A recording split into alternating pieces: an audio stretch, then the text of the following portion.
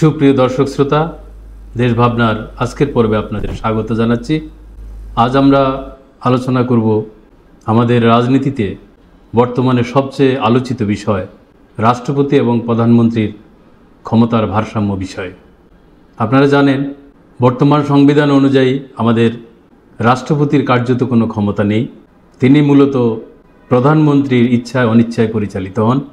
কিন্তু দেশের জনগণ মনে করে যে আমাদের রাষ্ট্রপতি এবং প্রধানমন্ত্রীর মধ্যে ক্ষমতার একটা ভারসাম্য প্রয়োজন, যেন জনগণের স্বার্থ সবসময় সুরক্ষিত থাকে। দেশের সার্বিক জনস্বার্থ এবং সেবা উন্নয়ন নিশ্চিত করতে হলে কিভাবে রাষ্ট্রপতি এবং প্রধানমন্ত্রীর মধ্যে ক্ষমতার ভারসাম্য রাখা যায়, এ বিষয়টি সবার আগে নিশ্চিত হওয়া প্রয়োজন। জনগণ চায় প্রধানমন্ত্রী এবং রাষ্ট্রপতির মধ্যে ভারসাম্যপূর্ণ একটি সরকার ব্যবস্থা। বর্তমানে আমাদের রাজনীতিকগণ, আপনারা শুনতে পান, সরকার পরিচালনায় পশ্চিমা নানা পদ্ধতির বিষয়ে আলোচনা করেন।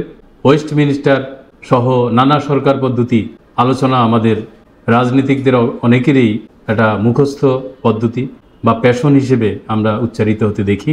কিন্তু আমরা মনে করি বাংলাদেশ এবং বাংলা একটি বৃহৎ জাতি হিসেবে পৃথিবীতে যদি আমরা আমাদের নিজস্ব একটি সত্তা তৈরি করতে চাই, আমাদের নিজস্ব জাতিসত্তার জানান দিতে চাই, তাহলে আমরা মনে করি কোনো অনুকরণীয় পদ্ধতি নয়, বরং এদেশের জনগণ যেভাবে পছন্দ করে, শাসন পদ্ধতি যেভাবে হলে জনগণ এতে স্বাচ্ছন্দ্য বোধ করবে, রাষ্ট্রের স্বার্থ, জনগণের স্বার্থ সুরক্ষিত হবে, এমন একটি নিজস্ব পদ্ধতি আমাদের চালু করা প্রয়োজন, যার মধ্য দিয়ে কখনোই রাষ্ট্রে যেন কোনো ভারসাম্য নষ্ট না হয় এবং জনগণ সবসময় যেন শাসন পদ্ধতি নিয়ে নিশ্চিন্ত থাকতে পারে। তাই আমরা মনে করি এদেশের জনগণ এটাই চায় যে রাষ্ট্রপতিও একটা ক্ষমতার অধিকারী হবেন, প্রধানমন্ত্রীর সাথে এটা অবশ্যই যেন ভারসাম্যপূর্ণ হয়। রাষ্ট্রপতিকে যেন বর্তমান সংবিধানের মতো প্রধানমন্ত্রীর ইচ্ছা অনিচ্ছায় পরিচালিত হতে না হয়।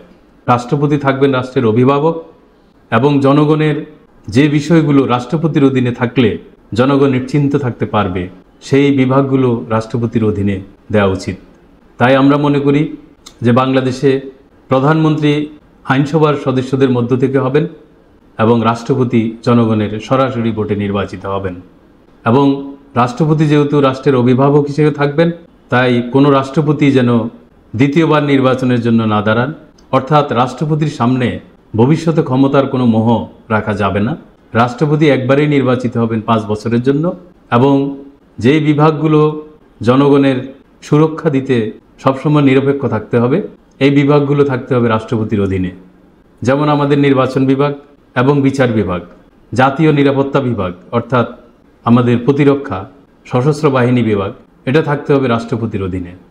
আমরা যেটা দেশ ভাবনায় বলেছি, আমাদের 6টি বিভাগ থাকবে, এর মধ্যে নির্বাচন বিভাগ, বিচার বিভাগ, গণমাধ্যম, এগুলো থাকবে রাষ্ট্রপতির অধীনে এবং নিরাপত্তা বিভাগের জাতীয় নিরাপত্তা অংশ অর্থাৎ সশস্ত্র বাহিনী বিভাগ, এটা থাকবে রাষ্ট্রপতির অধীনে। এবং রাষ্ট্রপতি একবারের জন্যই শুধু নির্বাচিত হবেন, তিনি রাষ্ট্রের সর্বোচ্চ অভিভাবক। আর প্রধানমন্ত্রী নির্বাচিত হবেন আইনসভার সদস্যদের মধ্য থেকে। একজন ব্যক্তি সর্বোচ্চ 2বার প্রধানমন্ত্রী হতে পারবেন এবং দেশের আইন বিভাগ, শাসন বিভাগ, যেটাকে আমরা সেবা বিভাগ বলছি, এই সেবা বিভাগ এবং নিরাপত্তা বিভাগের আভ্যন্তরীণ বিভাগ অর্থাৎ পুলিশ বাহিনী, যেটাকে আমরা নিরাপত্তা বলছি, এই আভ্যন্তরীণ নিরাপত্তা বিভাগ থাকবে প্রধানমন্ত্রীর অধীনে। অর্থাৎ যে বিভাগগুলো জনগণের সেবা এবং উন্নয়ন দিন দিন সমৃদ্ধির দিকে নিয়ে যেতে হবে, সেখানে প্রধানমন্ত্রী তার দক্ষতা দেখাবেন। যেখানে জনগণের জন্য প্রতিনিয়ত আইন তৈরি হবে, সেই বিভাগগুলোই প্রধানমন্ত্রীর অধীনে থাকবে।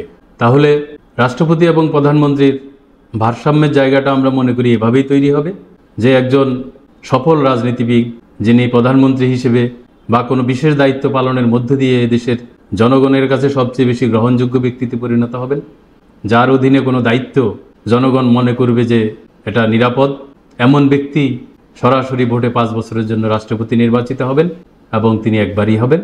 আর প্রধানমন্ত্রী আইনসভার মধ্য থেকে সর্বোচ্চ 2বার নির্বাচিত হতে পারবেন। অর্থাৎ একজন ব্যক্তি প্রধানমন্ত্রী হিসেবে 2বার এবং রাষ্ট্রপতি হিসেবে 1বার, মোট 3বার, অর্থাৎ 15 বছর শাসন সেবায় নিযুক্ত থাকার সুযোগ থাকবে। এভাবেই আমরা মনে করি যে রাষ্ট্রপতি এবং প্রধানমন্ত্রীর ক্ষমতার ভারসাম্য তৈরি হতে পারে। এবং সরকারের জবাবদিহিতার জন্য যেটা প্রয়োজন, আমরা মনে করি প্রতি 3 বছরের মধ্যেই একটি গণভোট অনুষ্ঠিত হবে। জনগণ সরকারের যদি পক্ষে ভোট দেয়, তাহলে সেই সরকার 5 বছর থাকবে।